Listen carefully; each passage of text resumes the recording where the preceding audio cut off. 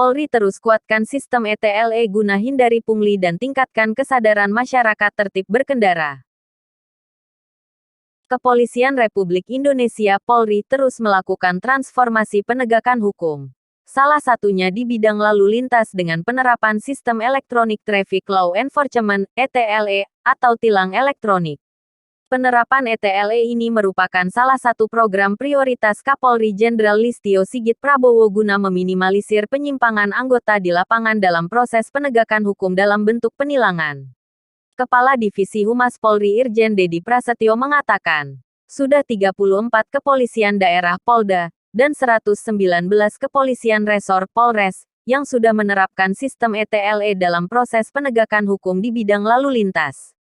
Dari 34 Polda, tercatat ada 295 kamera ETLE statis dan 794 kamera ETLE handheld.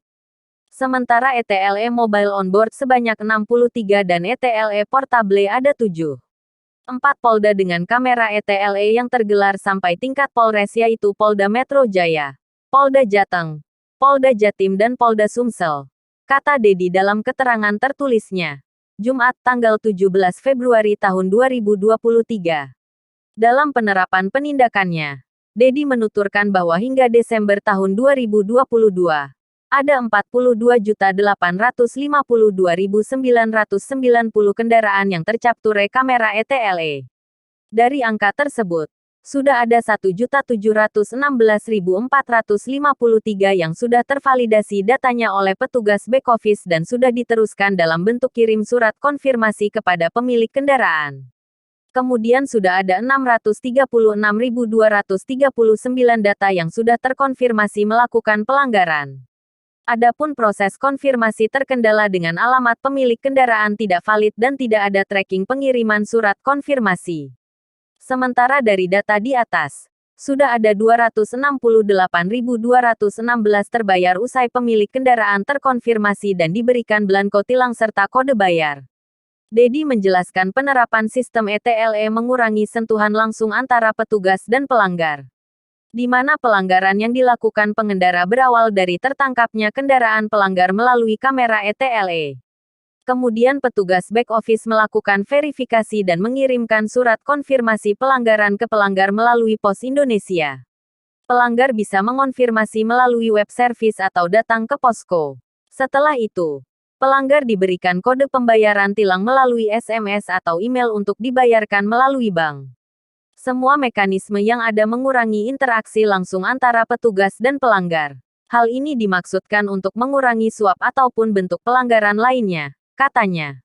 Namun, dengan tegas Dedi mengatakan jika ditemukan adanya petugas yang terbukti melakukan pungli, maka akan ditindak tegas berupa sanksi baik sanksi disiplin, sanksi kode etik hingga pidana. Dalam penerapan ETLE, Dedi menuturkan memang masih banyak kendala dan hambatan. Seperti anggaran pengiriman surat konfirmasi yang terbatas, mekanisme blokir ETLE yang masih manual, anggaran pengembangan ETLE Korlantas Polri yang belum optimal hingga SDM ETLE yang terbatas. Meskipun begitu Polri akan berusaha maksimal guna menerapkan transformasi digital di bidang lalu lintas untuk melayani masyarakat, ujarnya. Adapun beberapa upaya yang dilakukan Polri agar penerapan ETLE berjalan maksimal yakni penguatan back office ETLE di 34 Polda, melaksanakan pemeliharaan dan perawatan sistem ETLE di 34 Polda, pengadaan anggaran pengiriman surat konfirmasi untuk 34 Polda, pelatihan petugas ETLE dari 34 Polda, dan pengadaan tambahan perangkat ETLE untuk 34 Polda.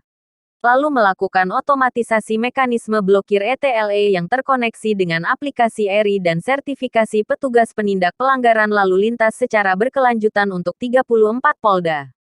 Semua perbaikan yang dilakukan ini agar masyarakat tertib dalam berkendara di jalanan dan mengurangi risiko angka kecelakaan, katanya.